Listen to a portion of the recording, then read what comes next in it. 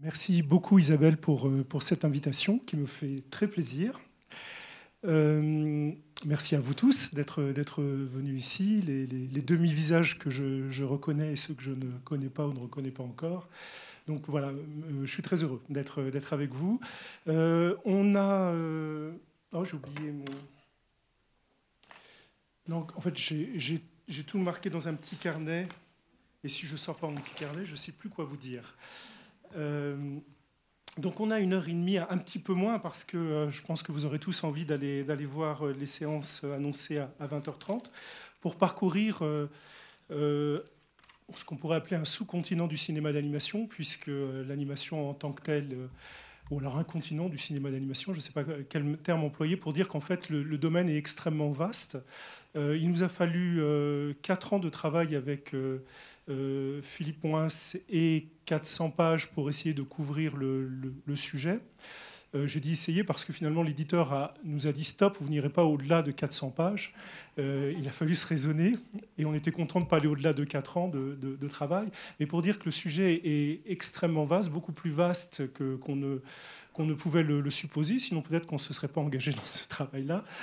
Mais évidemment extrêmement captivant parce que tout au long de ce travail, on a, oui, bien sûr, marché sur les pas d'un certain nombre de spécialistes, dont un certain nombre sont dans la salle, qui ont déjà arpenté avant nous l'histoire du cinéma d'animation. Mais aussi, on s'est aventuré dans des terrains moins connus. Parfois, on a eu le sentiment d'être un peu des explorateurs, et c'est évidemment extrêmement intéressant. Notre travail se veut avant tout un travail de synthèse qui s'adresse au grand public des cinéphiles. Mais il s'avère qu'en fait, pour un certain nombre de sujets, eh bien, il n'y avait pas, en tout cas à notre connaissance, de travaux de recherche préalables. Donc il a fallu défricher. Et donc c'est ce qui explique à la fois ce sentiment de découverte parfois, et puis le temps qu'il a fallu pour écrire ce livre. Voilà, donc maintenant que je vous en ai bien parlé, j'imagine que vous aurez envie, pour ceux qui ne le connaissent pas, de le lire. Alors, donc nous allons nous engager sur le chemin d'une histoire du cinéma du stop motion, pardon. Donc vous avez bien compris qu'il s'agit évidemment d'une gageure et que je ne vais certainement pas faire une histoire qui prétendrait le moins du monde à une exhaustivité, mais je vous propose plutôt de faire un survol, en m'attardant plus particulièrement sur la partie la plus ancienne du cinéma d'animation, parce que je me dis que, notamment parce qu'il y a beaucoup de jeunes gens dans la salle, que la partie contemporaine est beaucoup plus connue. Puis à la fois, c'est une facilité parce que c'est beaucoup plus difficile de parler de la partie contemporaine parce qu'on manque de recul. D'ailleurs, dans notre ouvrage, les derniers chapitres vont assez vite sur l'animation récente. On a essayé d'éviter le catalogue, mais comme on ne voulait pas se fâcher non plus avec un certain nombre d'amis réalisateurs et réalisatrices, on a essayé de citer le maximum de personnes. Mais on n'a pas cité tout le monde, donc je m'excuse par avance pour ceux qui ne seraient pas présents dans les pages. Donc je vais plutôt parler de la partie ancienne. Non, je ne vais pas développer, reprendre l'ensemble des chapitres du livre. J'ai essayé de synthétiser autour de 10 chapitres qui sont à la fois des chapitres chronologiques et puis à la fois qui parfois sont, vous le verrez, des chapitres autour d'un grand réalisateur ou d'une grande réalisatrice. Je citerai une seule femme en tant que grande réalisatrice, et on en reparlera tout à l'heure. Pourquoi ce choix de focaliser parfois sur des personnalités? Parce qu'il s'avère que le stop motion, en tout cas c'est ce qui nous a paru avec Philippe, qu'il était aussi le fait de très fortes personnalités qui souvent ont développé leur propre art, ont même revendiqué la réinvention de leur art, et qui l'ont fait souvent dans des conditions très artisanales, parfois même autarquiques, ce qui fait que l'histoire du stop motion est aussi faite d'histoires de personnalités. D'abord, une petite introduction, un petit rappel pour dire qu'à toute histoire, il y a une préhistoire. La préhistoire du stop motion, on peut aller la chercher extrêmement loin. Du côté pêle-mêle des figurines, poupées, marionnettes, jouets, retables, jacquemart, dioramas. Bref, toutes ces représentations profanes, sacrées, anciennes, voire datant des temps immémoriaux si l'on pense aux figurines ou plus anciennes, qui ont pour point commun d'être toutes des représentations en volume et en miniature de l'homme ou du vivant ou des animaux. Alors, en soi, le sujet serait évidemment extrêmement long à développer. Simplement, on peut avoir en mémoire le fait que lorsqu'on parle de figurines, comment dire, on mobilise des problématiques évidemment très, très denses, très, très anciennes, qui sont celles du transfert, du culte.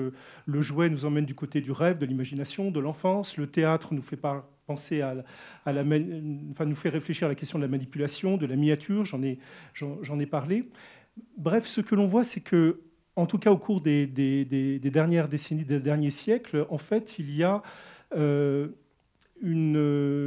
à travers notamment les automates, les jouets mécaniques, une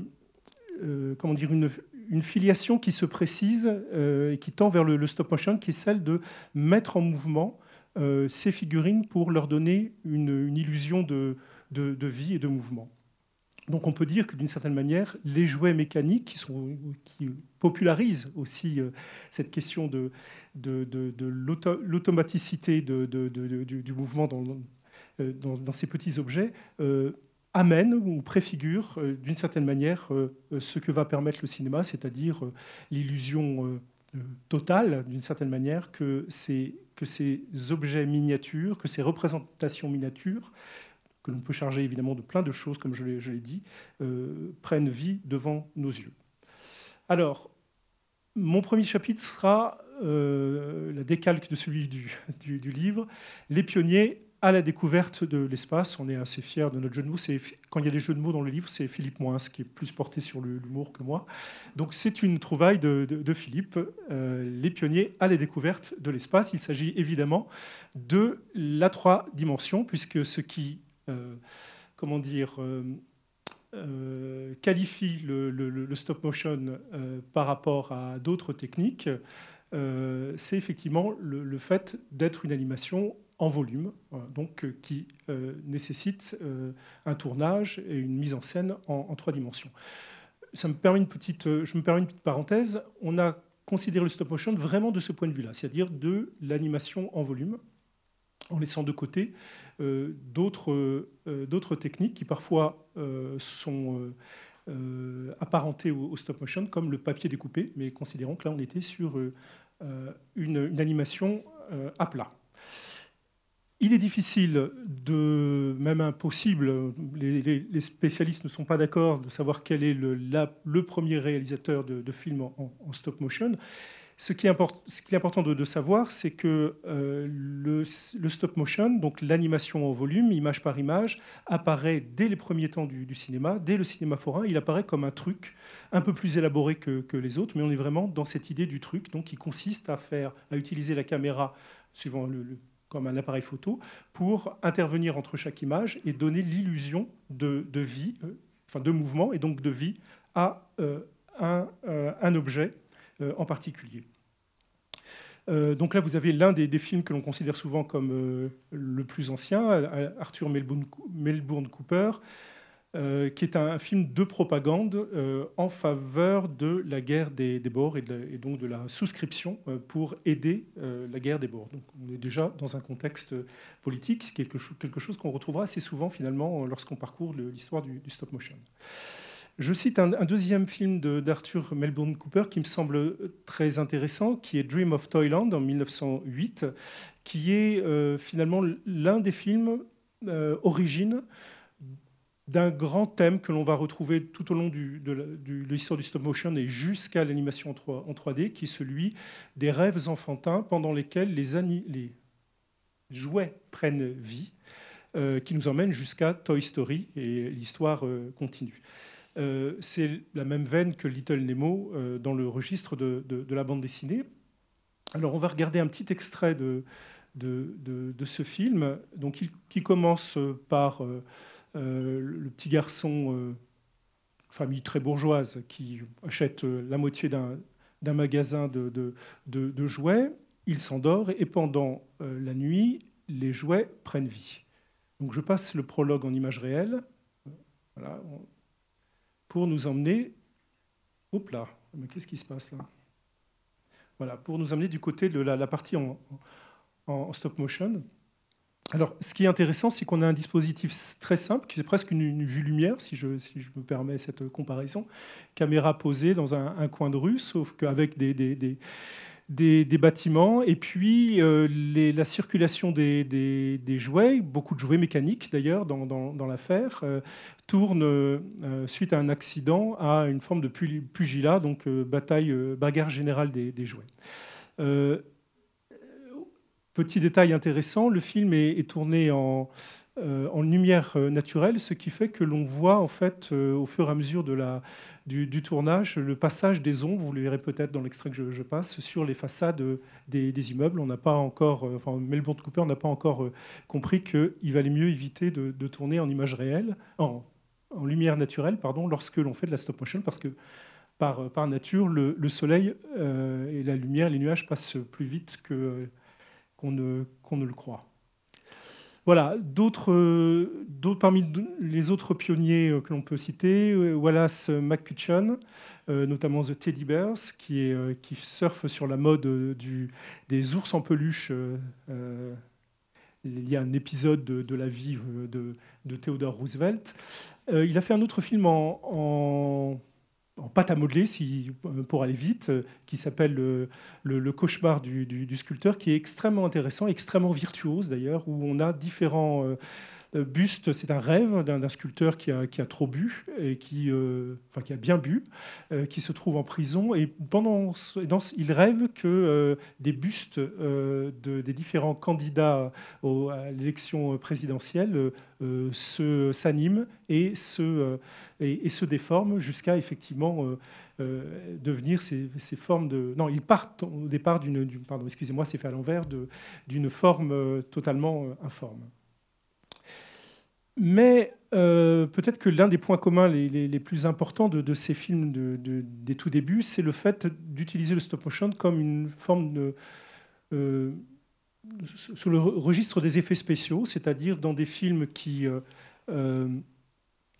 mélangent prise de vue réelle, donc film avec acteurs et stop motion, pour donner vie à des objets qu'on pourrait dire hantés, ou des lieux hantés, des objets spirites, qui effectivement échappent au contrôle humain pour tout d'un coup se trouver animés par quelques esprits facétieux maléfiques. Alors le film star de cette période, c'est la Maison hantée de Stuart Blackton, qui va donner lieu à un certain nombre d'imitations.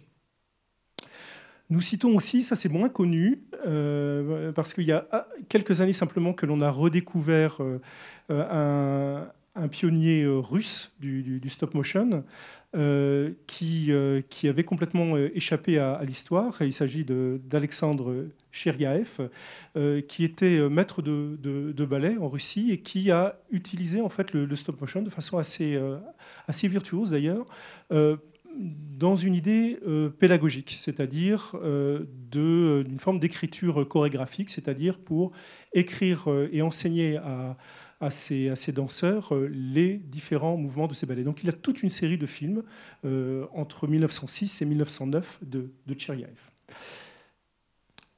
Mais je veux insister dans cette partie sur deux figures qui me semblent être particulièrement importantes dans les premiers temps du stop motion. Alors, d'abord, Emile Cole. Emile Cole, à la fois, c'est normal de le trouver là, puisqu'on le considère comme le père du cinéma d'animation, ou en tout cas le père du dessin animé. C'est sans doute l'une des personnalités ou la personnalité qui le premier a compris et a tiré parti des différentes possibilités artistiques du cinéma d'animation. On connaît tous Fantasmagorie, c'est le premier dessin animé d'Emile Cole. Mais il s'avère que Emile Cole, dans sa propension à ouvrir finalement, à découvrir toutes les possibilités du cinéma d'animation, c'est aussi fait le pionnier, un pionnier marquant du stop motion. Je cite simplement quelques films parmi d'autres. Notamment Monsieur Clown chez les Lilliputiens que vous voyez à l'écran, pour m'attarder en particulier sur un film que je vais vous citer en exemple, qui est Le Tout Petit Faust. Là, on voit Cole avec ses marionnettes. Pourquoi s'attarder sur ce film en particulier? Parce que c'est un film dans lequel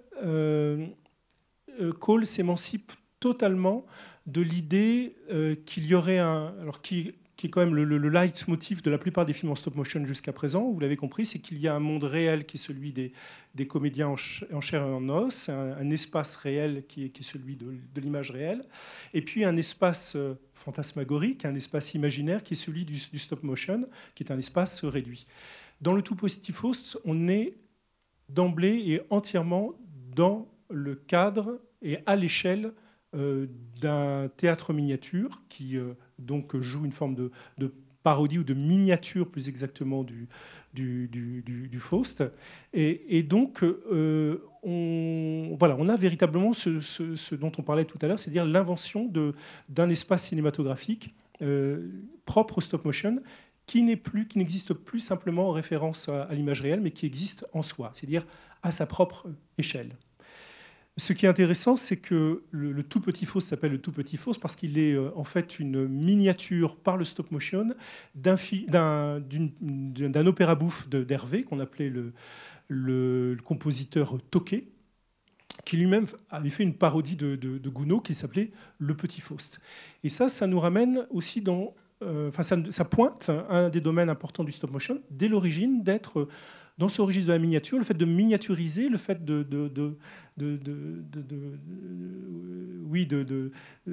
faire une forme de réduction du monde réel est aussi un procédé de la parodie, de la satire, de la caricature d'une certaine manière. Alors c'est pas étonnant de trouver du côté d'Emile Cole, et là, Le Tout Petit Faust est une réduction d'une réduction du grand Gounod. Le deuxième pionnier important, pour moi, c'est Segundo de Chaumont, que l'on connaît au départ comme un brillant technicien qui aurait, je parle avec plein de points d'interrogation au départ, imité le cinéma de Georges Méliès. Et effectivement, il utilise assez rapidement le stop motion dans des dispositifs qui ressemblent à la précipitation au dispositif de précipitateur de Méliès. Mais il réalise aussi La Maison ensorcelée, que l'on a pu voir comme une décalque possible du film de Blackton. Mais certains spécialistes pensent que c'est le contraire, que c'est Segundo de Chaumont avant et Blackton après. En tout cas, ce qui est intéressant, c'est qu'on voit à travers ces images qu'il y a effectivement, c'est un fait commun dans les premiers temps du cinéma, quand une recette marche, même d'ailleurs aujourd'hui, quand une recette marche, quand un film marche, on limite, la concurrence limite pour en tirer aussi un succès auprès du public. Donc ça existe dès ces premières années. Voilà, d'autres films de Segundo de Chaumont, comme L'Hôtel électrique, qui nous ramène aussi vers des films de Cole. Et puis, ce qui m'a intéressé, c'est de voir qu'il y a une forme de constance dans la carrière assez brève, finalement, de Segundo de Chaumont, qui va nous emmener jusqu'aux années 10, film peut-être moins connu, qui est un moyen-métrage dont il va partager la réalisation avec Giovanni Pastrone, qui s'appelle La guerre et le rêve de Momie, en 1917. Alors, je vous conseille de le voir, parce que c'est pour moi le premier film en stop motion à grand spectacle, si j'ose dire, parce que le spectacle en question est tout sauf admirable, puisqu'il s'agit de la Première Guerre mondiale, vue, retranscrite par des marionnettes. On est dans un dispositif, j'allais dire déjà désormais classique, un enfant qui dort avec ses jouets, ses marionnettes, et ses jouets articulés, et qui effectivement rêve de ce conflit. Il y a même des attaques aériennes en stop motion. je vois que j'en connais. Moi, je trouve ça assez fabuleux dès cette période-là. Alors, cette histoire d'enfant qui rêve nous emmène vers le premier maître du stop motion, Ladislas Starevich.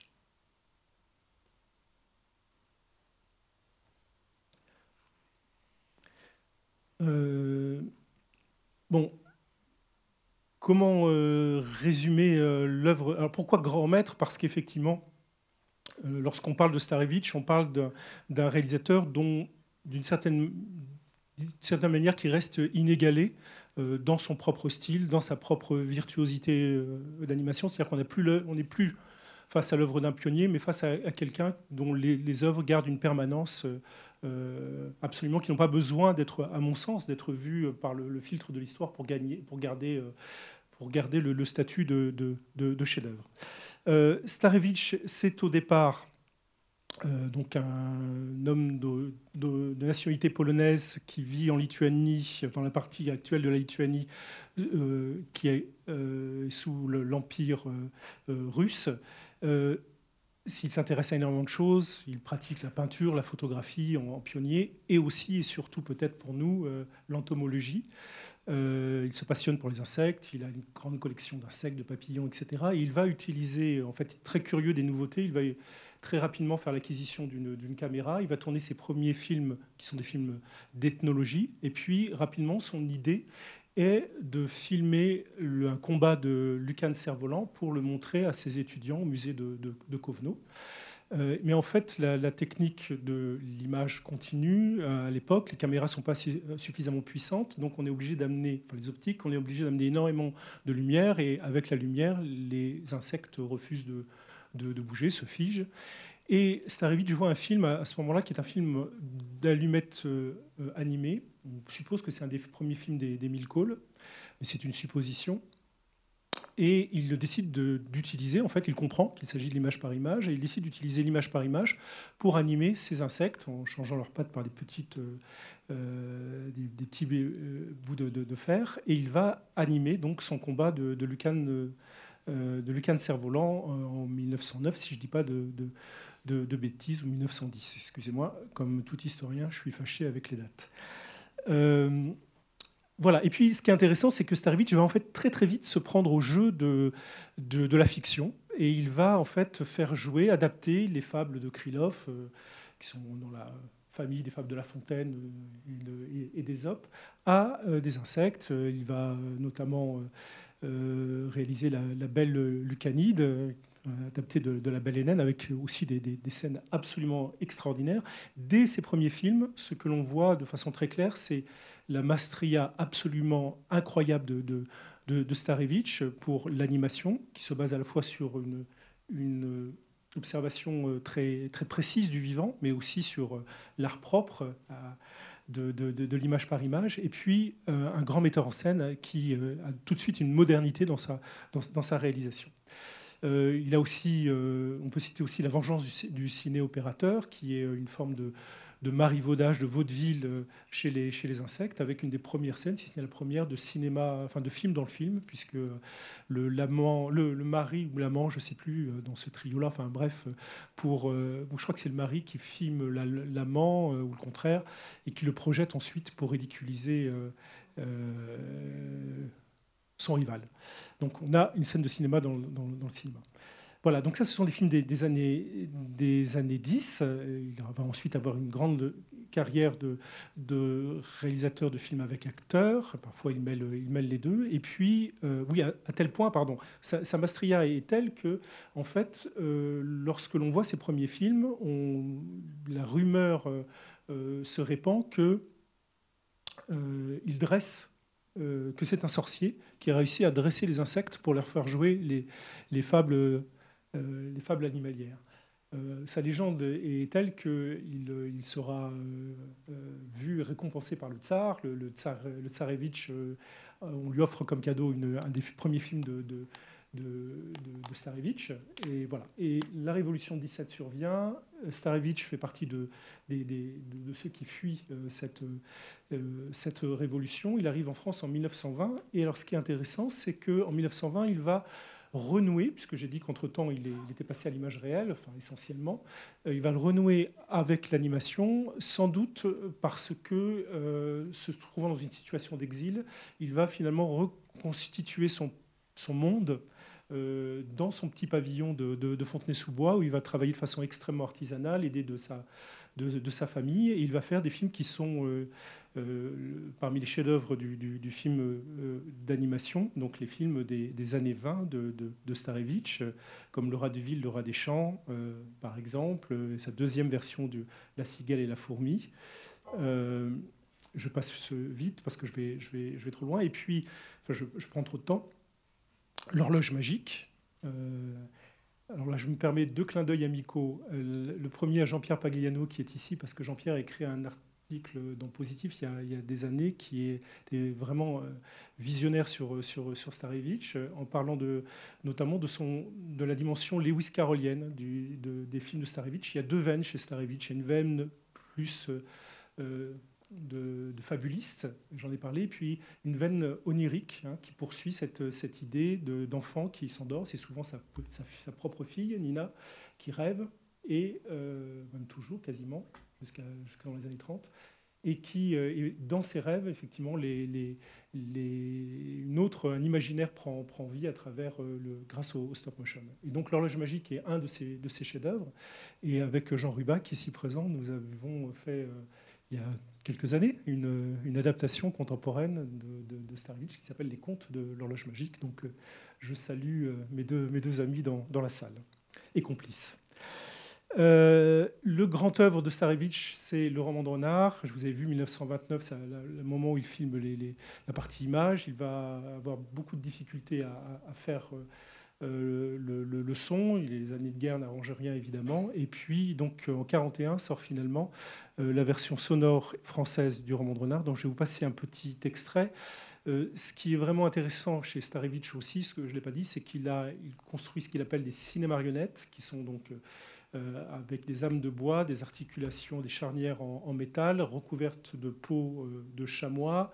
Il y a des poils, il y a des griffes, il y a des ongles, il y a des sourcils, il y a surtout des faciès, vous allez voir dans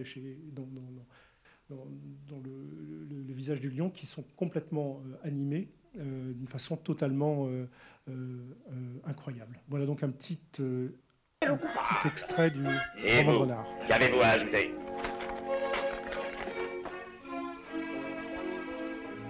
J'en ai assez de toutes ces querelles. La décision que je viens de prendre sera irrévocable. Greffier, écrivez. Nous, lions, rois des animaux, décrétons, afin que la paix règne parmi tous nos sujets, il sera désormais expressément défendu de se manger les uns les autres. Les légumes, les laitages et les fruits seront seuls autorisés. À dater de ce jour, le plus grand amour doit régner sur la terre. L'amour.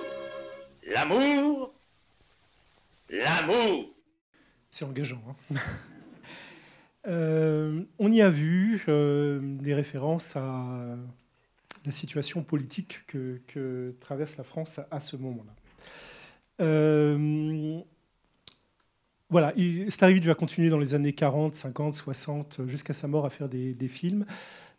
Ces films vont être connus dans le monde entier, diffusés dans le monde entier. Mais effectivement, le passage à la fois au parlant et à la couleur vont rendre plus difficile son travail et sa production. Et donc, voilà, il va terminer sa vie avec des films qui auront une diffusion plus confidentielle, dans lequel il sera obligé de faire plus de compromis, d'une certaine manière, avec les demandes des producteurs. Donc des films plus dits pour enfants, alors que à mon avis, tous les films de Starevich peuvent être vus par des enfants, mais c'est vrai qu'ils sont totalement libres de toute contrainte et de tout formalisme, de toute norme. Pardon. Chapitre 3, Charlie Bowers, le chaînon manquant. Un petit chapitre qui nous a fait plaisir de glisser entre 2 gros chapitres pour parler d'une personnalité tout à fait à part, Charlie Bowers. dont on ne sait pas grand-chose parce que la seule biographie qu'on connaisse de lui, c'est une autobiographie. C'était un affabulateur notoire qui raconte des ascendances complètement incroyables. Il a fait tous les métiers possibles et imaginables. Bon, on est aussi à une époque où les États-Unis, c'est la conquête de l'Ouest, donc effectivement, on peut aussi imaginer que les parcours individuels des uns et des autres ont été marqués de choses absolument incroyables. Toujours est-il que ce qui est avéré, c'est qu'il est un dessinateur de presse, un dessinateur important dans le début de l'industrie américaine du cartoon. Il est même un dessinateur extrêmement prolixe. Et puis, il a une marotte dans les années 20, c'est-à-dire qu'il décide... Alors, dans son studio, il a un étage qu'il dédie à la production du cartoon. Et puis, il fait un étage spécial qui est un stage où il invente en grand secret sa technique qu'il appelle le Bowers Process, qui est rien moins que le stop motion. Mais je vous l'ai dit, les grands maîtres du stop motion réinventent en permanence leur façon de... Enfin, ils font œuvre d'inventeur. Et en fait, son idée, c'est effectivement de créer des comédies d'un genre nouveau. Chez Non Manquant, pourquoi ? Parce que Bowers a eu un succès dans les années 20, même après. Il a été notamment célébré par André Breton de façon tout à fait particulière. Et puis, ces films ont disparu. Et puis, ils ont été retrouvés en France par la Cinémathèque de Toulouse. Et puis, progressivement, on a repris pour partie la dimension de ces personnages extraordinaires. Chez Non Manquant, pourquoi ? Parce que c'est l'élément manquant entre le stop motion et puis le burlesque américain, puisque Charlie Bowers campe un personnage qui est un personnage du burlesque, de façon très claire. Son personnage en français s'appelle Bricolo. C'est un bricoleur invétéré qui invente des engins totalement loufoques et au départ absolument inutiles et qui s'avèrent être passablement catastrophiques, donc finalement très, très utiles, pour mettre tout sans dessus-dessous. Donc il invente notamment un produit pour rendre les œufs incassables qui s'avère permettre à une voiture, ça doit être une Ford T, enfin une traction de l'époque, de couver les œufs, et les œufs deviennent des mini-voitures que la maman prend sous son aile. Enfin, ce sont des scènes totalement incroyables. Alors, je vais vous passer un petit extrait d'un des films de Charlie Bowers, 1926, Non, tu exagères, où il invente un procédé de greffe universelle.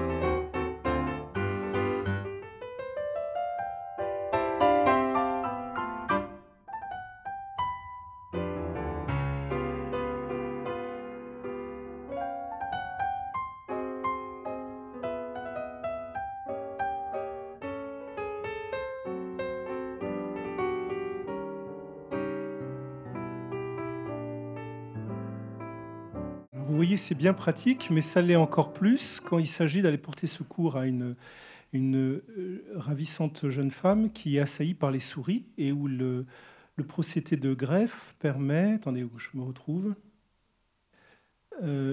permet de faire pousser des chats. Il faut que je retrouve le passage.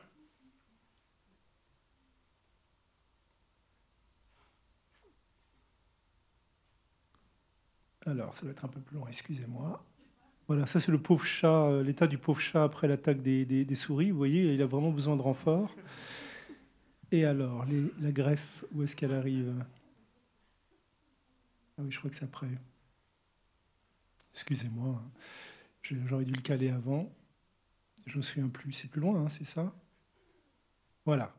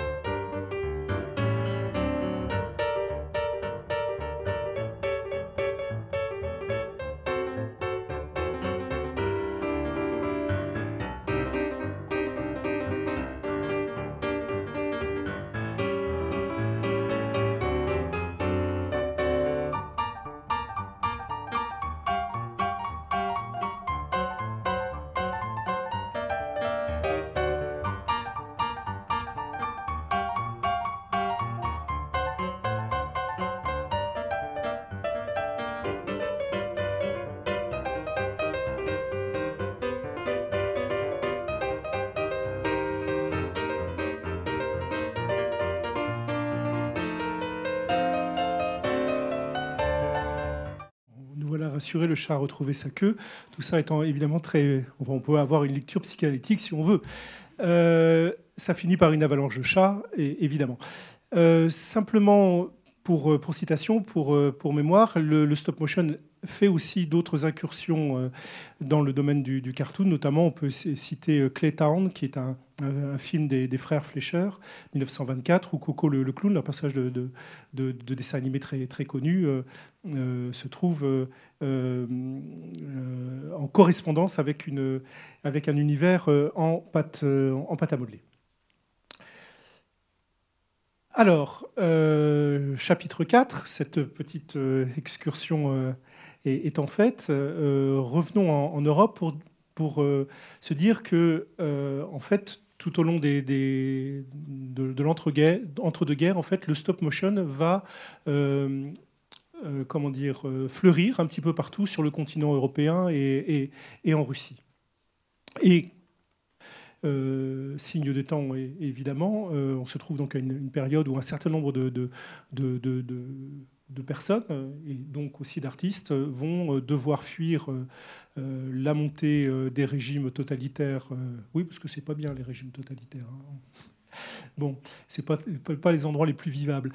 Donc ils fuient et ils arrivent, pour une grande partie d'entre eux, dans les Amériques, Mexique et États-Unis en particulier. Alors, ces personnalités donc, qui marquent les années 30, c'est quoi ? En fait, assez peu, le stop motion est assez peu présent en France, en dehors de Starevich, dont j'ai dit que son œuvre et sa position était finalement assez autartique. Starevich n'a pas véritablement essaimé, sauf la seule personne qui a repris un peu le flambeau, c'est Bob Zubovich, qui a été son assistant de façon éphémère et qui va faire dans les années 30 un cinéma assez inspiré, vous le voyez, de l'esthétique de Starevich. On peut citer aussi un duo extrêmement important pour l'histoire du cinéma d'animation, Alexandre Alexeïev et Claire Parker. Alors on les connaît comme les inventeurs de l'écran d'épingle, les créateurs de ces chefs-d'œuvre que sont Une nuit sur le Mont Chauve et autres films. Dans les années 30, l'écran d'épingle ne séduisant pas les producteurs, ils vont être amenés à tourner un certain nombre de publicités. Une vingtaine de publicités d'Alexeïev et Parker utilisent de façon absolument extraordinaire le stop motion, dont par exemple 1935, La Belle au bois dormant. Et puis un film absolument incroyable, qui est le film de 1936, René Bertrand et Jean Painlevé, Barbe Bleue, film en pâte à modeler, fait... Alors Jean Painlevé, on le connaît comme... cinéaste scientifique. Il s'associe donc à René Bertrand pour réaliser cette adaptation du conte Barbe Bleue, où notamment la famille je crois que c'est la famille de René Bertrand, participe, y compris les enfants, participe à l'animation des personnages. Alors c'est un film assez extraordinaire. On va regarder un petit extrait. La robe de soie, la robe de soie.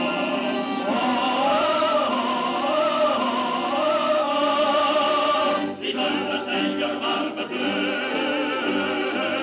encore puissant et généreux, notre richesse majestueuse. Vive le Seigneur Barbe Bleue, le joli Seigneur Barbe Bleue. Seigneur Barbe Bleue.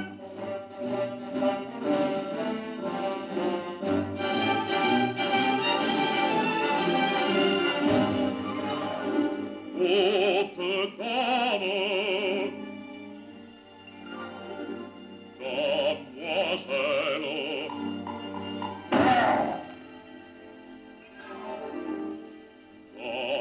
damoiselle.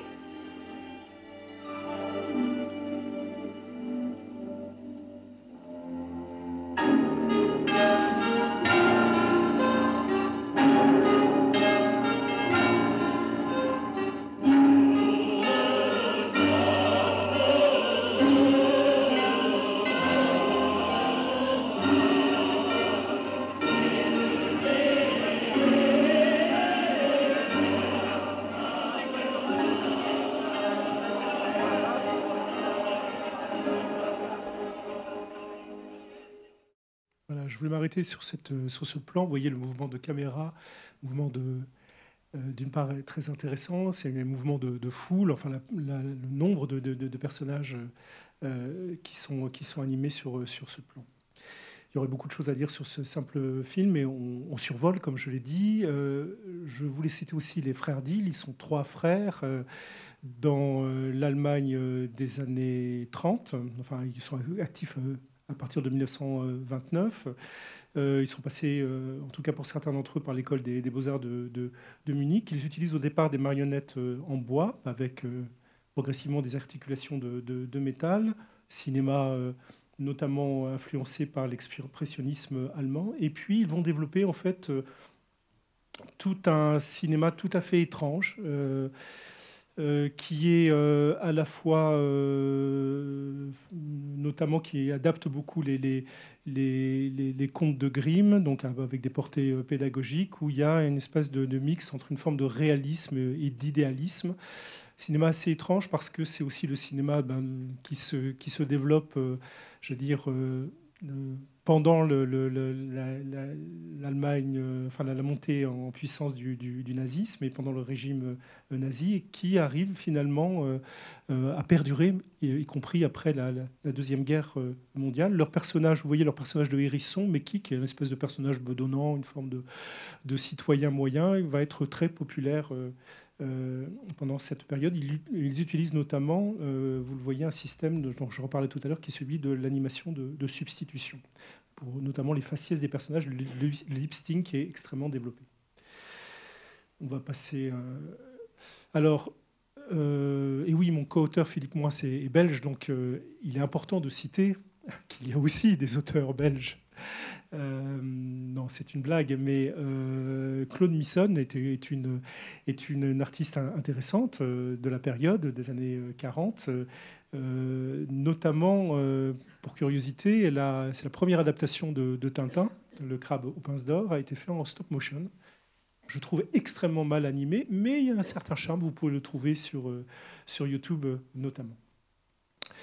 La grande figure de cette période est sans doute Alexandre Ptushko, qui est donc ukrainien de nationalité, qui en fait va développer dans le cadre de la Russie soviétique le stop motion.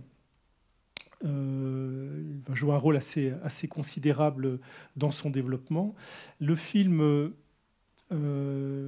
important de Ptushko, au départ, c'est Le Nouveau Gulliver, un film un long métrage, qui mêle images réelles et stop motion, alors qui est une vision évidemment très propagandiste de Gulliver, mais dans lequel il y a beaucoup de choses très intéressantes en termes techniques.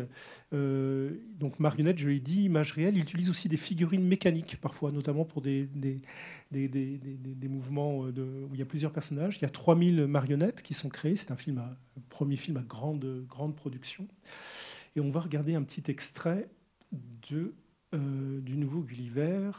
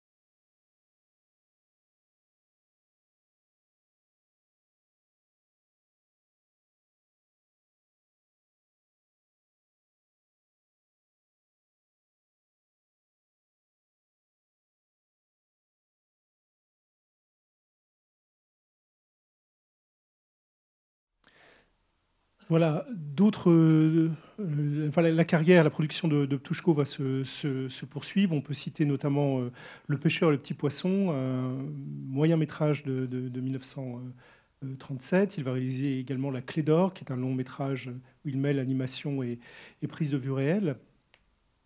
Et en fait, Ptuchko, à la fin enfin, dans la deuxième partie de sa carrière, va en fait se tourner vers une forme de cinéma fantastique où il utilise des trucages, des effets spéciaux, dans une veine qu'on pourrait dire d'heroic fantasy, d'une certaine manière, soviétique, notamment Le Tour du monde de Zadko ou Le géant de la steppe. Je vous invite à voir ces films, c'est assez incroyable, c'est des très très grandes productions de l'époque et il utilise encore un petit peu le stop motion, mais finalement assez peu.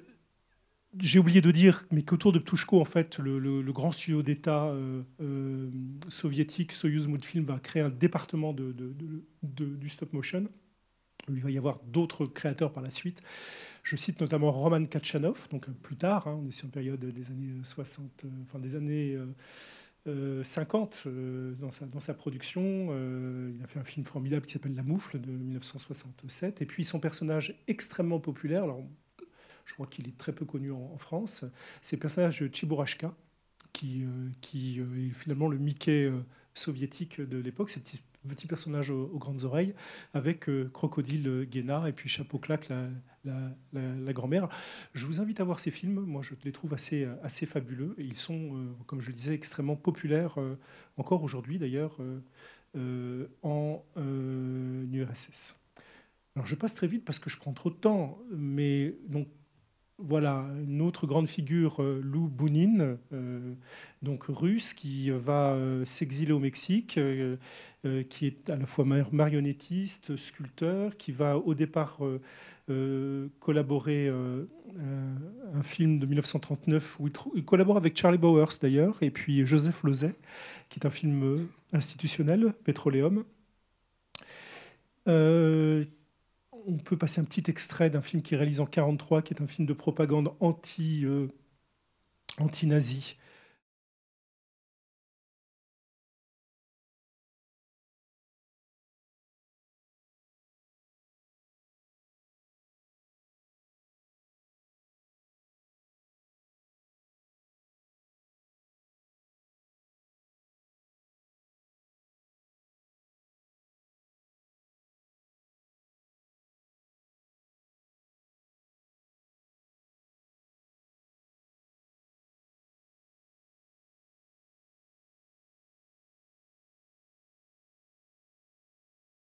La suite de l'histoire, vous la connaissez.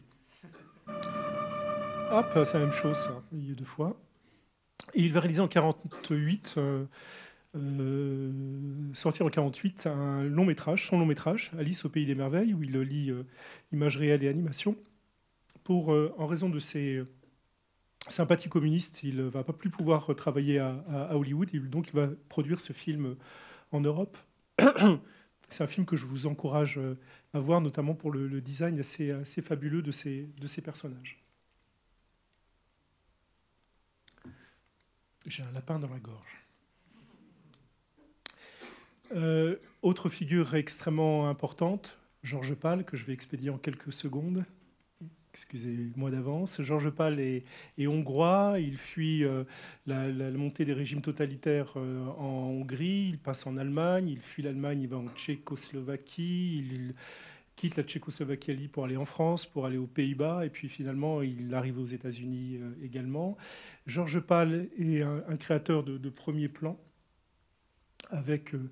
deux choses, c'est avec Ptuchko, l'un des initiateurs de ce qu'on appelle l'animation de substitution. Donc, juste un mot pour dire ce qu'il en est. Contrairement à Starevich, où tous les éléments du visage, par exemple, sont mobiles et donc permettent une manipulation image par image pour leur donner une expressivité. Là, la technique de Georges Pal consiste à faire se succéder différentes têtes ou différentes parties de visage pour créer par la succession de ces différents masques l'idée d'un mouvement et l'idée d'une expression. Donc, on substitue un masque à un autre.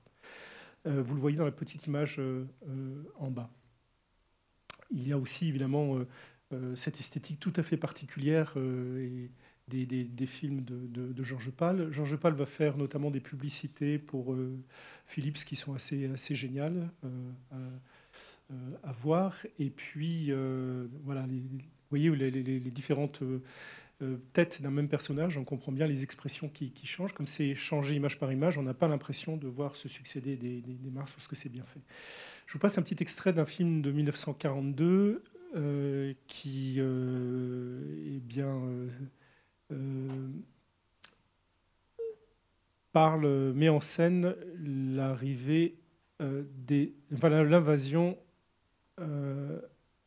nazie en Hollande.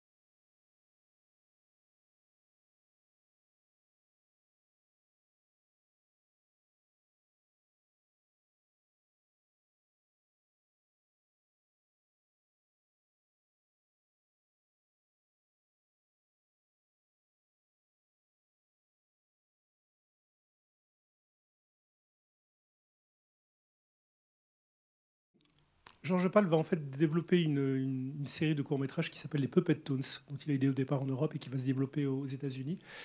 Puppet Toons, évidemment, ça vous rappelle quelque chose. C'est l'idée de décliner finalement dans un format du type du cartoon des courts-métrages qui peuvent s'inscrire effectivement dans un programme tel qu'on les voit dans les salles de cinéma à l'époque. Et ces Puppet Toons vont connaître un réel succès. Et puis, Georges Pal va passer dans la deuxième partie de sa carrière plutôt à une activité de producteur de films en images réelles avec à nouveau des effets spéciaux. Il va produire notamment des films comme La Guerre des mondes et autres machines à remonter le temps. Je vous renvoie au film des années 50.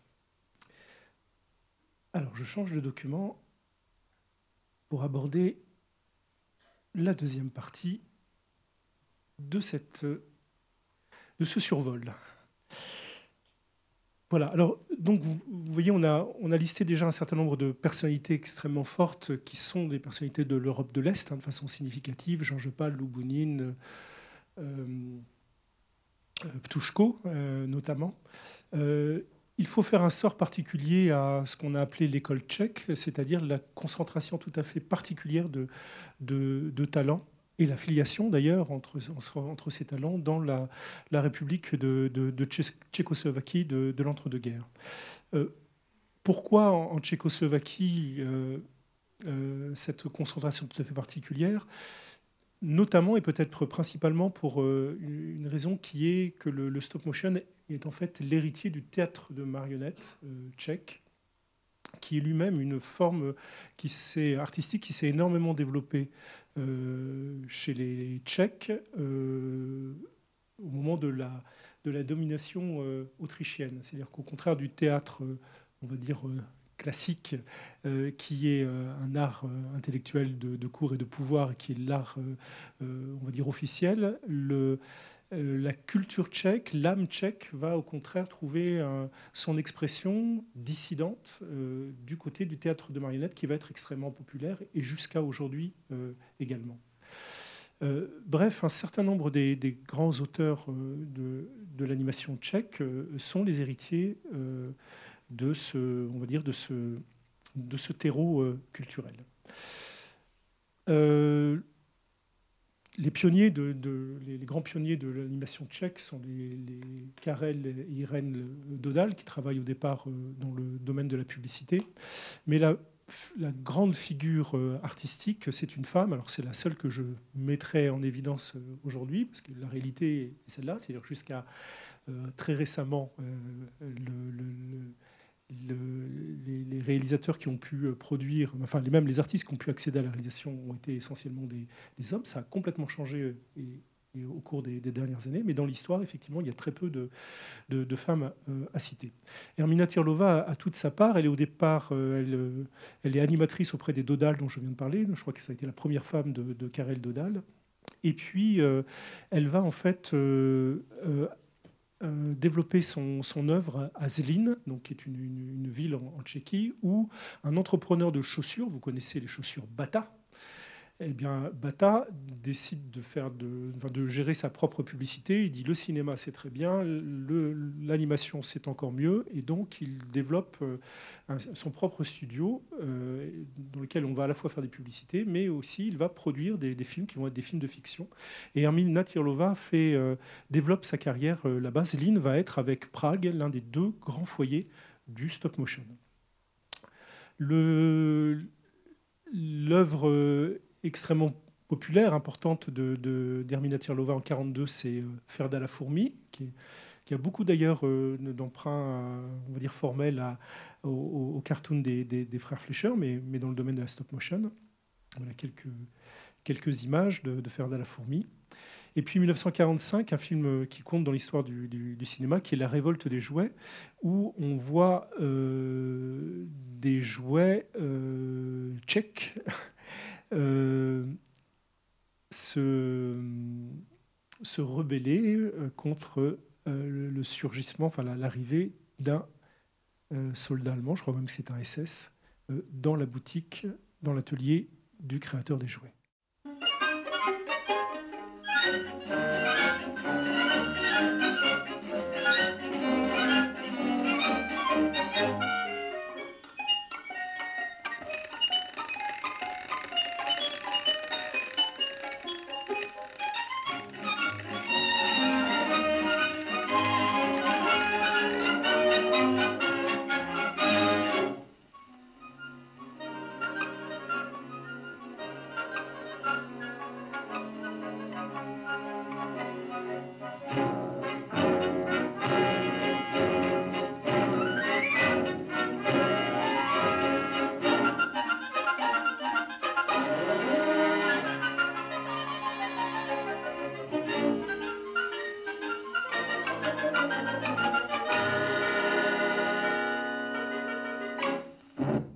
Évidemment, vous aurez reconnu un Toy Story avant l'heure, par certains aspects. L'autre figure importante, qui d'ailleurs fait ses classes, apprend auprès d'Ermina Tirlova, c'est Karel Zeman, dont on a dit qu'il était le Méliès tchèque. Karel Zeman va reprendre le flambeau, notamment avec cette appétence de Tirlova et de l'animation tchèque de cette époque, d'être toujours dans l'invention permanente. Je ne l'ai pas dit, mais Tirlova va animer aussi bien des brins de laine, des objets, des formes et des matériaux extrêmement différents, toujours dans le registre du film pour enfants. Et Karel Zeman va continuer dans cette idée-là. Sa première série, c'est Monsieur Prokouk, très célèbre en Tchéquie. Il va animer des figurines en pâte de verre de Bohème, Inspiration, qui est un film absolument extraordinaire. Passer progressivement à des formats plus importants, comme Le Roi Lavra. Et puis, en fait, il va lui aussi, vous voyez, aller progressivement dans le domaine se pencher dans le domaine vers le domaine des effets spéciaux, en produisant une série de films inspirés de façon différente de Jules Verne, comme Voyage dans la préhistoire en 1955. Où il utilise le stop motion, mais aussi les maquettes, mais aussi les décors, pour créer l'illusion d'une cohabitation à l'écran de jeunes lecteurs de Jules Verne avec des monstres antidiluviens. Je vous passe pas l'extrait parce que on n'a pas assez de temps. Non, les aventures, vous allez être très très frustrés, et de plus en plus, parce que je vais aller de plus en plus vite. Les aventures fantastiques, donc qui est aussi une autre façon de combiner gravure, différents procédés d'animation. Là, vous le voyez sur le tournage du Baron de Krak. Voilà, vous comprenez pourquoi on l'appelle le Méliès tchèque, c'est-à-dire qu'effectivement, il crée un monde totalement à part, qui lui est propre. Jiří Trnka, le maître des marionnettes, le poète national tchèque d'une certaine manière, alors, Bon, il y aurait beaucoup à dire de Trenka. Trenka est au départ l'élève de Josef Skupa, qui est l'un des très grandes figures du théâtre de marionnettes tchèque, précisément. Alors lui vient directement du théâtre de marionnettes. C'est un sculpteur, c'est un créateur, c'est un peintre, c'est apparemment un génie polymorphe, dont on a dit qu'il était une forme d'incarnation de ces artistes de la Renaissance capables de tout faire. Il va réaliser une série de courts et de longs métrages qui sont des œuvres absolument essentielles, qui ont été extrêmement... alors il est à part dans l'histoire de la Tchécoslovaquie. Si je parlais de poète national, c'est-à-dire qu'il a eu véritablement ce statut-là par la force de ses films, par la force de sa poétique dont je vais parler. Et il va être aussi la grande valeur à l'exportation du cinéma tchèque. Poète national un peu à son corps défendant, parce que quand on regarde les films de Trenka, évidemment, on n'a pas affaire à un artiste officiel, mais à quelqu'un qui, au contraire, va défendre le plus possible son esprit de dissidence. Il y a des courts, il y a des longs métrages, ils sont absolument extraordinaires. Je vous invite à les voir. Trenka va être très connu, notamment dans les années 50-60.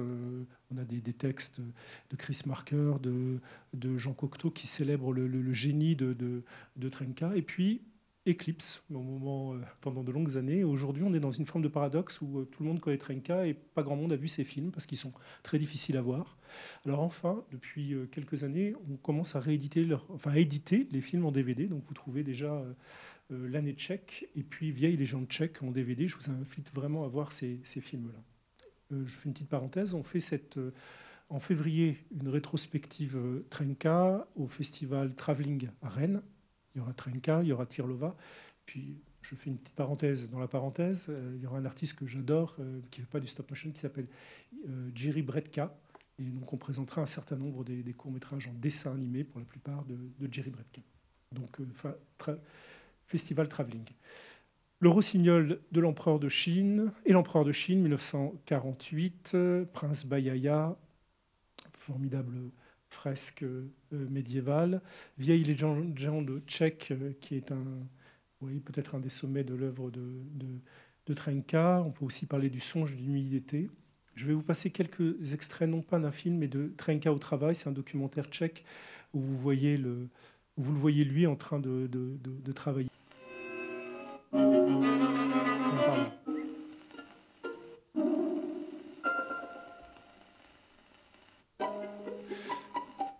Bon, excusez-moi, je ne le passe pas parce que je suis en train de me perdre. Et ça va être trop long. Bon, pour ceux qui n'ont pas le temps du tout, comme moi, vous pouvez voir La Main, qui est son dernier film, 1966. Ce n'est pas mon préféré, je le trouve un peu académique, mais c'est un film qui est extrêmement important parce que c'est un film totalement antitotalitaire. C'est un film qui, sous le couvert de la métaphore d'un artiste potier obligé de réaliser la sculpture d'une main dictatoriale, parle dans une cage dorée, parle évidemment du statut de l'artiste dans le régime totalitaire. Ce film, vous pouvez le voir assez facilement à différents endroits. Bretislav Poyar, qui a été l'animateur, le bras droit et l'animateur cardinal des films de Trenka. C'est aussi un personnage assez intéressant, lequel est hypnotiseur parce que les gens qui l'ont vu travailler parlaient de son travail d'animateur comme celui d'un hypnotiseur. C'est-à-dire que son rapport à la marionnette est tel qu'on a l'impression effectivement qu'il y a quelque chose qui ressort de cela à ce niveau. Poyar est notamment l'animateur d'une séquence extraordinaire des Vieilles légendes tchèques, qui est le monologue d'un prince qui n'ose pas prendre la tête de l'armée, qui est couard, et qui n'ose pas prendre la tête de l'armée pour se porter contre l'armée des loups qui assaillent le pays. Et c'est un espèce de monologue intérieur très shakespearien, où vous voyez les atermoiements, tout ce qui se passe dans la pensée et toute cette peur, cette folie, cette relation au pouvoir du personnage. Alors c'est vraiment que sur le jeu du personnage. J'ai oublié de dire quelque chose d'essentiel. Trenka, l'esthétique de Trenka, c'est une esthétique de visage fixe, c'est-à-dire les visages sont peints dans une seule expression, qui est une expression générique, dans laquelle est synthétisée d'une certaine manière la personnalité du personnage. Et cette personnalité va prendre du relief, prendre se moduler en fonction du jeu du personnage. C'est pour ça que l'animation est extrêmement importante, mais aussi de l'éclairage, mais aussi de la mise en scène. Donc c'est en soi totalement une autre école esthétique. Voilà, je passe vite sur Poyar pour vous dire qu'il va à la fois être l'héritier de Trenka et développer son propre style, notamment Un verre de trop, qui est un film où il y a un vrai travail, notamment sur une caméra subjective, d'une certaine manière, un travail de montage qui nous fait suivre effectivement la course folle d'un motard un jour de noces qui a bu un verre de trop, comme le dit le film, et qui roule vers une mort certaine. C'est un espèce de petit thriller en stop motion, c'est une pure merveille. Et puis, la fin de sa carrière est tournée vers le film plus pour enfants. Il y a des choses extrêmement très très belles, comme Le Petit Parapluie ou la série des oursons, où il utilise du semi-volume, donc une animation de stop motion à plat. L'école tchèque va rayonner partout dans le monde, et en particulier en Chine et au Japon. Je vous cite rapidement un chapitre qui a été très compliqué à faire, et on a pu le faire grâce à Hélène Nguyen, spécialiste de l'animation japonaise, et de Marie-Claire Kikmel, spécialiste de l'animation chinoise, pour ouvrir une porte vers ces pays d'Asie. La personnalité centrale, c'est celle de Tadaito Moshinaga. Moshinaga est au départ quelqu'un qui débute dans l'animation en tant que dessinateur de dessins animés. Il participe notamment à un film funestement connu dans l'histoire du dessin animé japonais, qui est Momotaro, le guerrier divin, le premier long métrage, film de propagande. Mais c'est un dessinateur exceptionnel qui, à la fin de la guerre, va s'installer en Mandchourie, qui est un pays qu'il connaît déjà. Il a passé son enfance, aussi pour des questions sans doute d'ordre politique. Et il va en fait participer à l'éclosion du stop motion en Chine. Puis il va revenir au Japon. Il va participer à l'éclosion du stop motion au Japon. Et puis dans la troisième partie de sa carrière, il va travailler avec les États-Unis, avec les productions Rankin Bass, et il va développer de façon... Enfin, son rôle est très très significatif dans le développement de la série télévisée aux États-Unis. Donc c'est l'homme de trois pays, trois horizons du cinéma d'animation. Le voici avec les premiers artistes du studio d'art de Shanghai. Il est au centre, à côté de Tay Wei. Donc lui, c'est le plus corpulent de tous. Ses premiers films sont des films de propagande, Le rêve de l'empereur. Et puis, il va effectivement inspirer des auteurs importants comme Jin Si, qui est la grande figure de l'animation de marionnettes en Chine. Le pinceau magique, un de ses classiques, qui s'inspire aussi de la marionnette tchèque.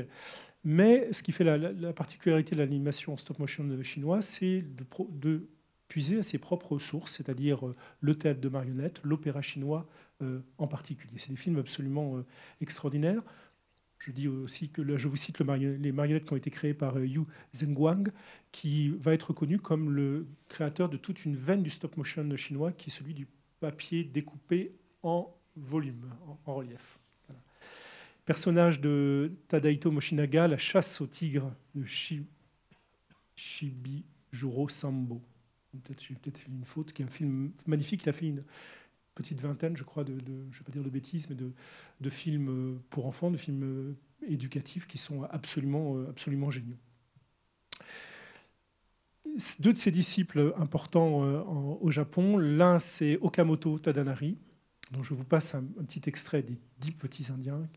Alors là, vous voyez l'influence tchèque évidente, mais pas que, ça ne se résout pas à ça.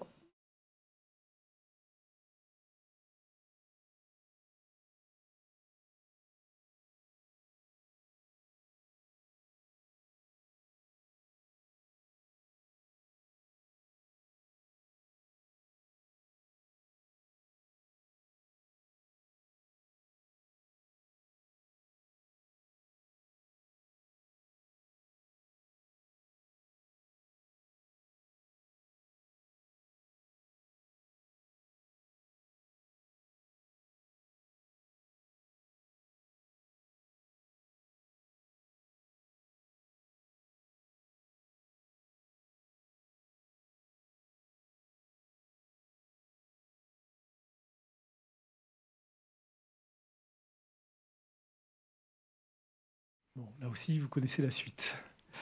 Voilà, bon, ça c'est l'un des chefs-d'œuvre d'Okamoto. Je passe très très vite. L'autre grand disciple, je vous le cite pour que vous puissiez noter si vous ne connaissez pas, Kawamoto, qui lui va au contraire trouver sa source plutôt du côté... Okamoto est quelqu'un qui travaille beaucoup avec les folklores, les différentes cultures populaires du Japon, les parlers particuliers du Japon. Ce n'est pas du tout le cas du film que j'ai montré. Kawamoto va trouver son inspiration du côté du bunraku, du théâtre no, un cinéma beaucoup plus hiératique, beaucoup plus passionnel d'une certaine manière, dont je ne vais pas vous passer un extrait parce qu'on n'a plus le temps. Non. Voilà, Moshinaga à la fin de sa vie travaillant pour les Américains. Alors là, va me faire défaut les 10 minutes qu'on a pris de retard tout à l'heure. Donc je vais essayer de terminer en 5-10 minutes en n'étant pas trop long. Et si vous avez besoin de partir pour voir une autre séance, je ne vous en voudrais pas. Je vais essayer de terminer en 10-15 minutes maximum. Le stop motion a aussi été la technique reine des effets spéciaux.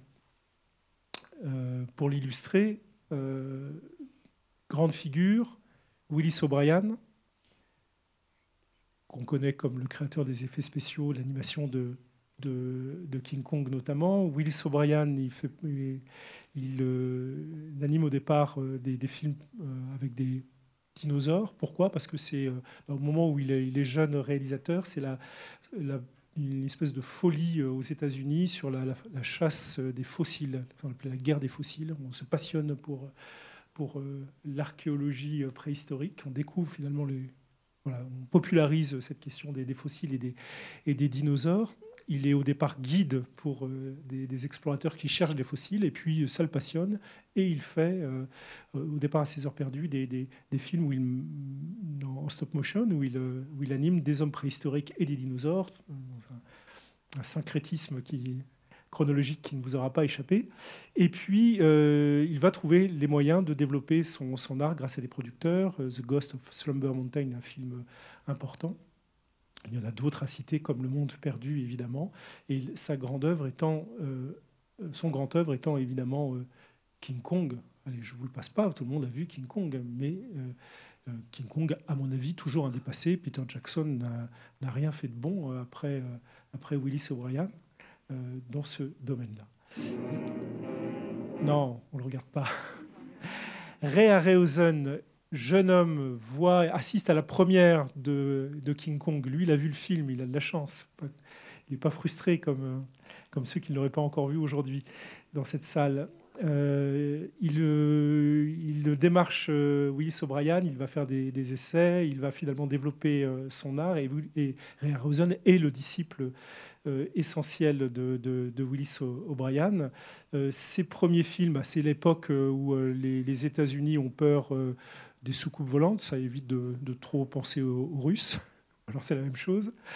Et ils ont peur des monstres qui viennent du fin fond de l'espace. Donc Ray Harryhausen donne des images à leur fantasme à travers des films dont il n'est pas le réalisateur, mais dont il est en réalité le véritable directeur artistique, comme le film que vous voyez cité à l'écran. Donc là, on est en pleine année 50, 60. Et puis, il y a une deuxième veine enfin, années 50, 40, 50, une deuxième veine du cinéma des Ray Harryhausen qui va se détacher d'Hollywood pour venir finalement travailler en Angleterre, et qui va nourrir le projet en fait de faire des films qui ont vraiment, à son avis, besoin de la stop motion, c'est-à-dire l'adaptation des grands mythes, enfin de la mythologie, notamment des voyages de Sinbad et autres grands récits mythologiques.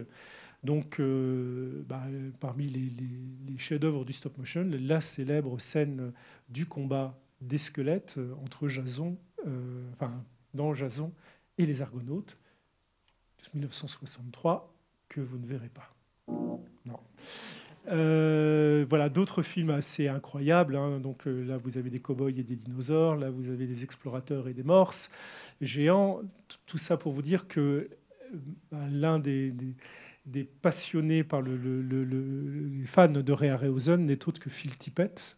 Donc la filiation continue. Phil Tippett, vous le connaissez comme l'un des grands spécialistes du stop motion dans les effets spéciaux, qui a notamment commis les effets spéciaux en stop motion de l'Empire contre-attaque, la célèbre scène en question, Robocop, Jurassic Park, jusqu'à Jurassic Park d'ailleurs, Robocop et qu'est-ce que j'ai oublié d'autre, enfin plein d'autres choses, les grands films de l'époque. On fait appel encore au stop motion et à Phil Tippett, y compris après le développement de l'imagerie numérique. Pourquoi ? Eh bien parce que le stop motion a une poésie tout à fait particulière qui n'est pas que le numérique ne substitue pas.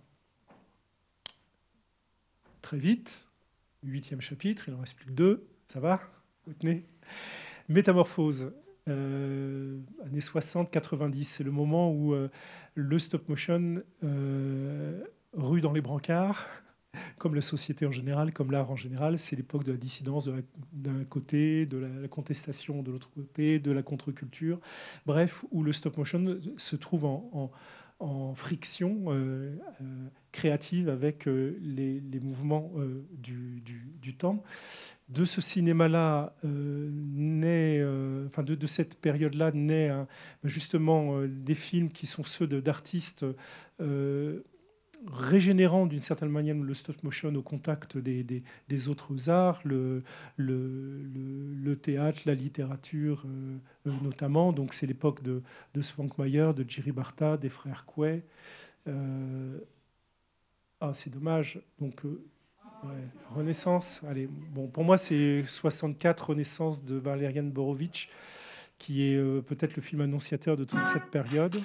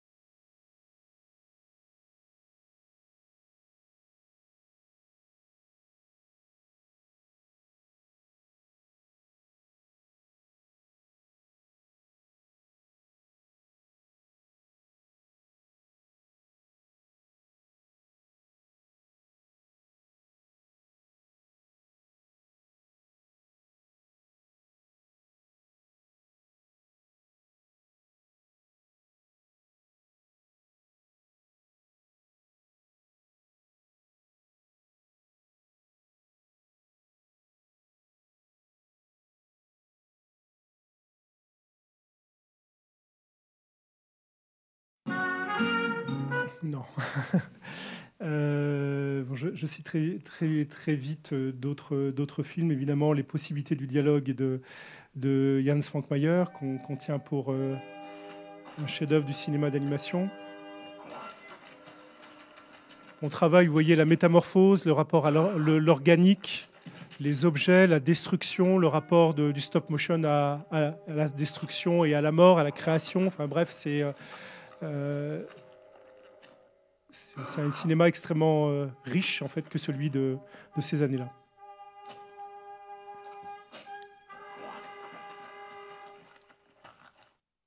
Et dans le domaine de la caricature, il est toujours de la pâte à modeler. Will Vinton.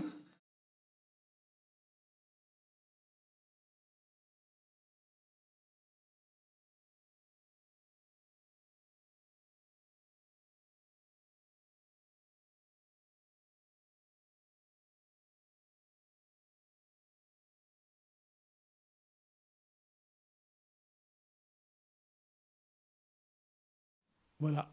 Alors là, on va aller très très vite parce que tout ça, là, on est dans le domaine archi connu. Sur le devant de la scène, donc 9e chapitre, 9e partie. En fait, ce qui va se passer au tournant des années 90, c'est quelque chose d'assez paradoxal. C'est-à-dire qu'alors que le numérique se développe, 90, années 2000, et que l'on peut penser que l'animation numérique en 3D, les Toy Story, etc., vont complètement éclipser et ranger le stop motion dans les tiroirs des vieilleries du cinéma, en fait, il va se passer exactement le contraire. C'est lié, je pense, à deux phénomènes au départ. C'est d'une part le studio Hartman, en Angleterre. Donc vous les connaissez par cœur, c'est les créateurs de Wallace et Gromit, de Créatures conformes, etc., qui vont utiliser en fait la marionnette, qui vont remettre au goût du jour complètement la pâte à modeler, avec un cinéma qui est en fait un cinéma comment dire, extrêmement référencé, c'est-à-dire qui comprend et qui tire parti de la connivence entre le spectateur du stop motion et le réalisateur. Cette connivence qui fait complètement partie de la séduction du stop motion, c'est le fait que le spectateur sait, devine, un petit sourire en coin, qu'il est devant non pas la réalité, mais devant un monde miniature, devant une représentation. Les Stuartman vont en jouer particulièrement, d'une part à travers les imperfections. On voit parfois, notamment dans les premiers Wallace et Gromit, on voit les traces de doigts de la pâte à modeler, donc on sait qu'on est devant des personnages en pâte à modeler, et ça fait partie du plaisir du spectateur de savoir que c'est des personnages en pâte à modeler. Et puis d'autre part, c'est la référence au cinéma de genre qui est évidente. Il y aurait plein de choses à citer, mais tous les films de Stuart Hartman, tous les films de Wallace et Gromit en tout cas, et de Chicken Run, jouent de cette connivence. Là, Chicken Run, c'est notamment La Grande Évasion et plein d'autres films que je n'ai pas le temps de citer. Non, pas le pingouin.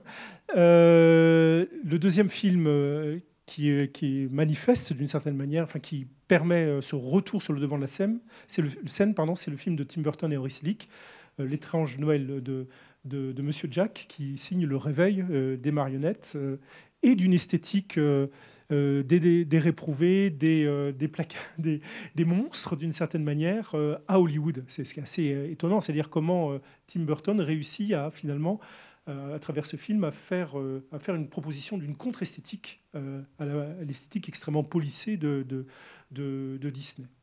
L'une des sources d'inspiration de Tim Burton, c'est précisément Starevich, dont on a parlé tout à l'heure. Voilà, donc...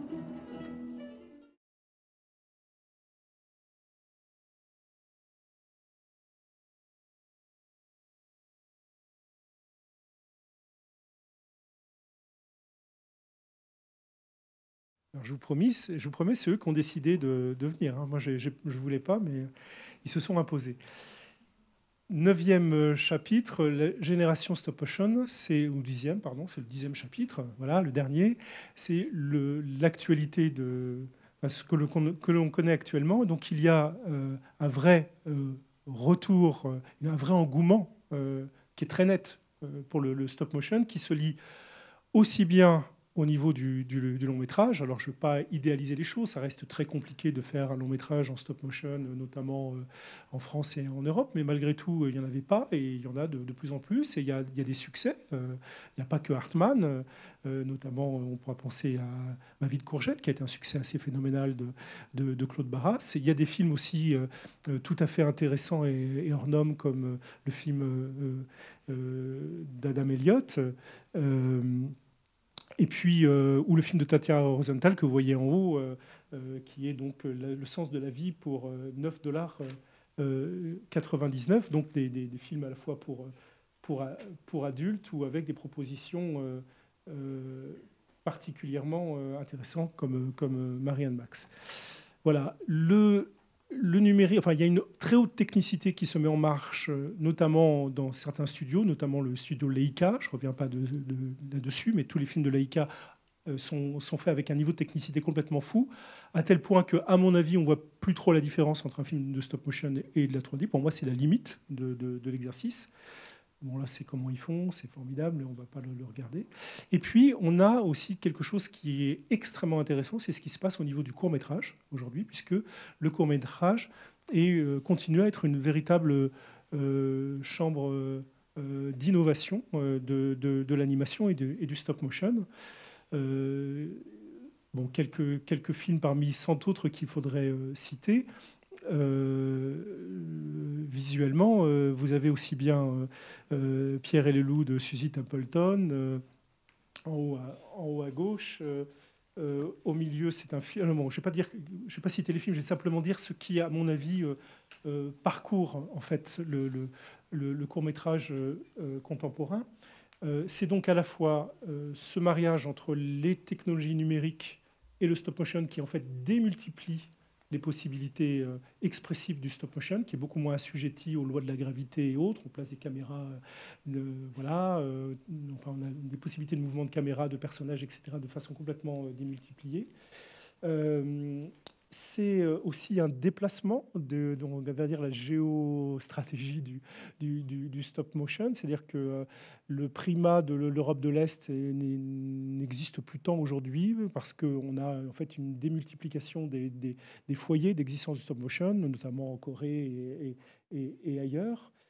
C'est cette combinaison, donc, je l'ai dit, d'artisanat et de technologie, mais c'est aussi d'autres déplacements qui sont tout simplement les déplacements du cinéma lui-même, c'est-à-dire que le stop motion existe pour le cinéma, pour la télévision, mais aussi de façon très forte sur Internet. Regardez, quand vous faites stop motion sur Internet, c'est assez intéressant. Vous avez des créations originales de PES, par exemple, qui fait toute sa carrière internationale en faisant des films pour Internet. Et puis vous avez toute une pratique amateur du stop motion qui est un phénomène absolument incroyable, plus ou moins créatif. C'est souvent, on anime des Lego ou des Playmobil ou d'autres figurines, mais il y a des choses à la fois virtuoses techniquement, puis il y a des choses plus créatives. C'est bref, le déplacement de la création. Et puis, comme l'animation contemporaine, le court-métrage est parcouru par des thèmes, le court-métrage en animation, qui était finalement assez peu représenté précédemment. Il y a d'une part ce que j'appelle l'expérience du réel, c'est-à-dire qu'enfin on reconnaît à l'animation sa capacité de parler du réel et parler de la réalité qui nous entoure. Et c'est le cas notamment pour le stop motion. Il y a beaucoup de films qui parlent de l'intime. Aujourd'hui, les films de Plodzinska, etc., sur le corps. On comprend bien notamment comment l'animation, et en particulier l'animation de volume, permet de porter un regard particulier sur le corps. Et puis plein d'autres choses que je vais arrêter de dire parce que sinon ça va être un catalogue.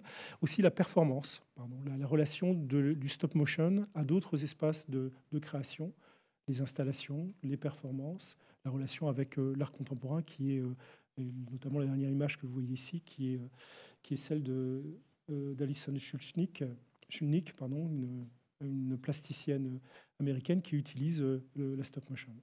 Voilà. Et puis je termine par la citation qui se trouve en couverture du livre, qui pour moi résume aussi beaucoup ce qu'est le stop motion aujourd'hui, c'est-à-dire Patard et Aubier, la série des Paniques. On va passer ce petit extrait-là pour terminer en images. Ça c'est Gondry, ça c'est Pes. Patard et Aubier, voilà, qui utilisent justement, qui travaillent sur cette connivence dont je parlais, c'est-à-dire que, vous le savez, leur univers, c'est celui de petites figurines qui sont les soldats avec lesquels ma génération jouait, les cow-boys, les Indiens, qu'ils animent à la façon dont on les animait, c'est-à-dire en faisant comme ça. Il n'y a pas que ça, mais on est effectivement, c'est totalement... l'humour particulier, un peu potache, mais particulier de cette série, elle tient aussi, peut-être avant tout, de cette connivence. On a l'impression de les voir jouer et de participer à ce jeu-là.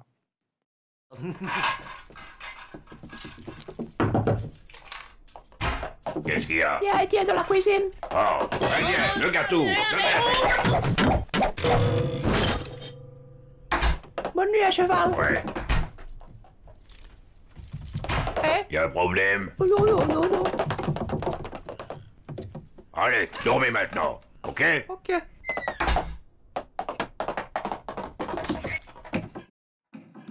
Bon, c'est le monde de la fin. Hein. Bonne nuit maintenant. Voilà. Merci beaucoup pour votre attention. Xavier.